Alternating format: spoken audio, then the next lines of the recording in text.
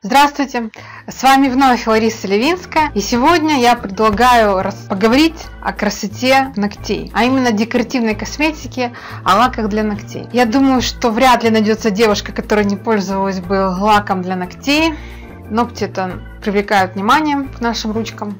Но это лирическое отступление от темы. А, конечно, приурочила я это видео тому, что наконец-то в летнем каталоге T&D появилась самая долгожданная лично мной новинка. Это серия новых лаков. Их, конечно, больше, их 15 оттенков, но в данном случае вот такие замечательные все цвета.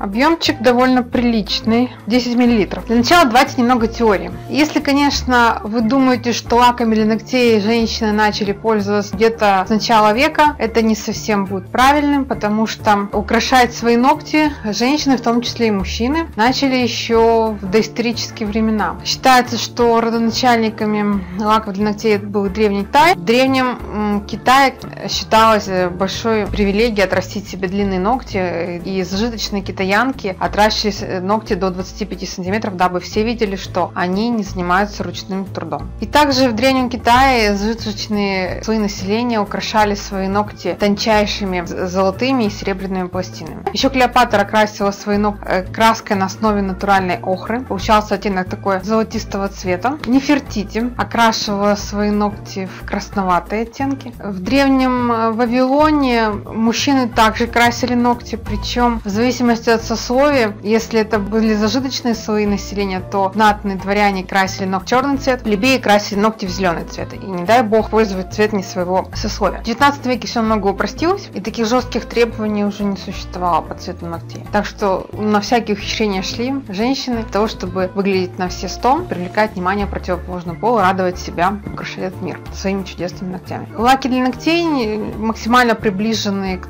тому, что мы сейчас имеем, впервые появились в начале 20 века. Но опять же, это были розоватые оттенки, это была смесь чернил, пигмента.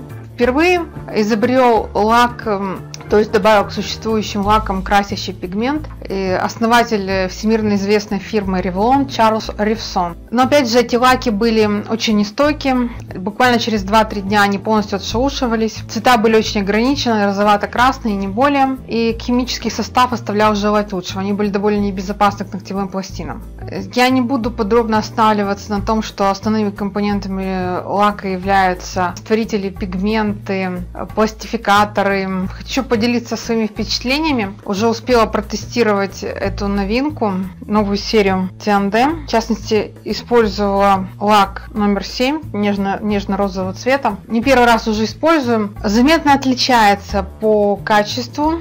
Даже, говорю честно, у нас еще не появилось в продаже специальное топовое покрытие гель-лак для более стойкого маникюра. Тем не менее, наношу дважды этот лак, потому что он довольно прозрачный получился. 4 дня держится абсолютно стабильно. Я спокойно мою посуду, как обычно. Я мою это без перчаток. Правда, использую наше моющее средство на основе мыльного ореха, никакой агрессивной химии. Убираюсь в доме тоже без перчаток. Использую универсальное моющее средство серии Aura Fresh, тоже без химии. Как бы ни в чем себя не ограничиваю, защиту никакую для ногтей в данном случае не использую. Не сравните с теми прежними лаками. Вот я не скажу, что они были плохие, но все познается в сравнении. Серия про визаж использовала их с специальным покрытием, бесцветным и защитным. Тем не менее, один день лак выглядит идеально, на второй день уже приходится подкрашивать кончики, покрывать повторно, чтобы перекрыть стертости на кончиках пальцев. В общем, все это осталось в прошлом. Цена, конечно, может быть заметно кусается, 117 гривен по каталогу, но я вас уверяю, что это все равно стоит дешевле, чем